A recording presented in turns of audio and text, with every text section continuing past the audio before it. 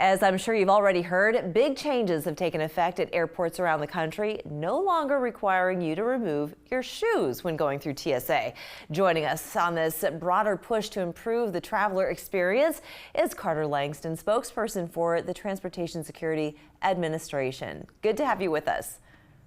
Thank you. I appreciate the opportunity to be with you this morning. Yeah, I mean, when we talk about no shoes, it's a little bit old news at this point, but why don't you remind us as to why travelers had to remove their shoes in the first place?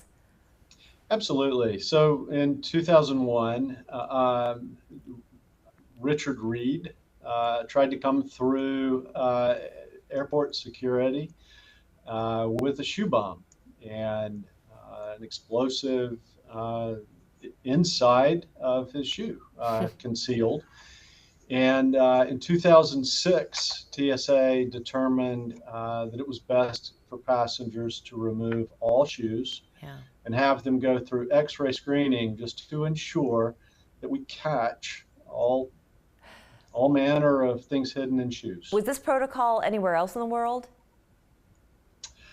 You'd have to check with ICAO, which is the International Civil Aviation Organization, on that one. I'm not sure, but I do know that they follow our standards and we follow theirs pretty closely. So why now? Why is it safe to keep our shoes on now? Because it seems like as time passes, we enter into increased security threat territory. So why should it be any safer now than it was 25 years ago?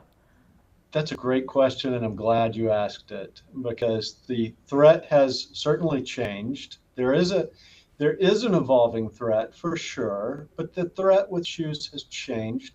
TSA has evolved, and we have created multiple layers of security at this point and investments in technologies that really today makes a great sense to go with a change in the shoes on policy.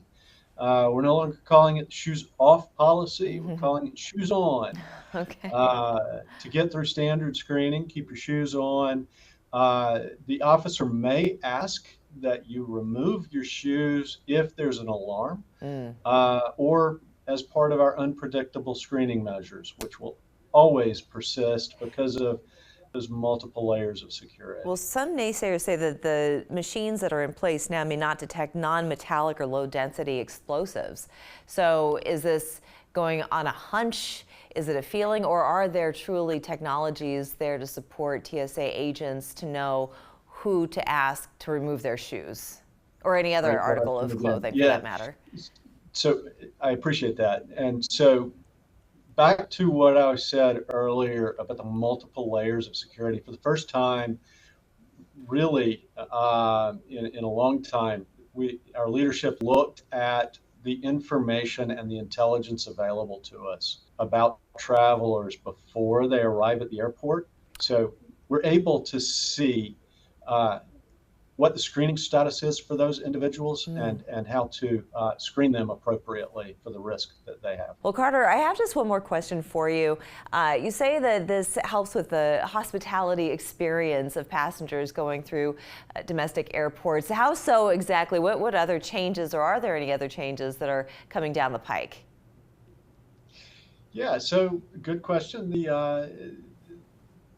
The shoes on policy, quite frankly, reduces wait times and allows for faster and more expeditious screening through the checkpoint. So that's one way that hospitality is maintained. The other is that TSA is starting to look at different populations, such as military families and military service members, in uniform or not. Have expedited passage through the screening process.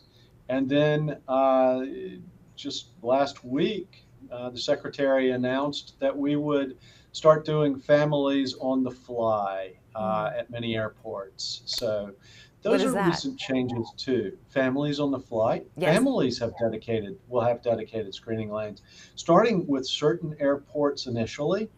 And then expanding from there. So We can expect more for families traveling together. All right, that all sounds very good. Well, I certainly appreciate you taking the time, Carter, joining us, and safe travels, everyone. We'll be back after this.